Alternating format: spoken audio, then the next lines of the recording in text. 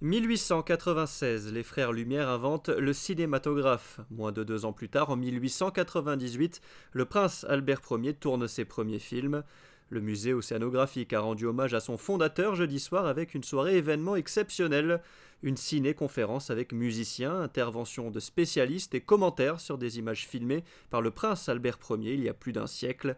Issus des collections de l'Institut océanographique, ces films restaurés en 5 mois et numérisés par les archives audiovisuelles de Monaco montrent celui que l'on surnommait le prince navigateur lors de ses expéditions scientifiques. Nous sommes au cœur de la mission de l'Institut océanographique puisque le prince Albert Ier a légué à l'Institut océanographique, Fondation Albert Ier, prince de Monaco, la totalité de ces objets scientifiques en donnant à l'Institut océanographique la mission d'une part de les conserver, d'autre part de les mettre en valeur pour toujours mieux comprendre, aimer et protéger les océans. Donc ce soir, je suis vraiment très heureux d'accueillir cette soirée. Nous verrons à la fois des expériences scientifiques, la vie sur le bateau, des voyages comme par exemple celui au Maroc, mais aussi nous verrons des films qui tiennent compte et qui présentent la vie de la principauté de Monaco, notamment le mariage de la princesse Charlotte par exemple.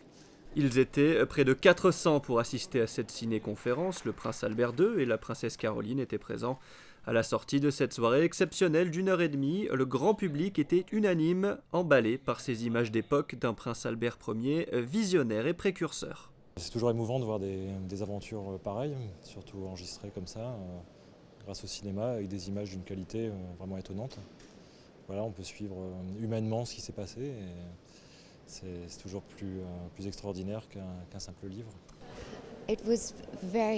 C'était très enrichissant voir tout cet aspect historique sur des images d'époque en plus.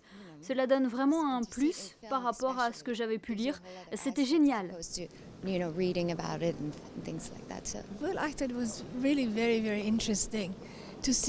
C'était vraiment très intéressant revenir dans le passé comme ça et voir à quel point Monaco était impliqué dans les sciences, voir les grandes expéditions du prince Albert Ier dans le monde entier.